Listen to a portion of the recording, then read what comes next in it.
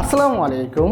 আজ আমরা জানবো বিজনেস কার্ড ডিজাইন করে প্রতি মাসে কত টাকা আয় করতে পারবেন। আপনি যদি ভালো করে বিজনেস কার্ড ডিজাইন করা শিখেন তাহলে আপনি প্রতি মাসে $300 থেকে শুরু করে $500 পর্যন্ত আয় করতে পারবেন। তবে একটি বিষয় আপনাকে খেয়াল রাখতে হবে, তা হলো আপনি কখনোই একটি মার্কেট প্লেস থেকে এত টাকা আয় করতে পারবেন না।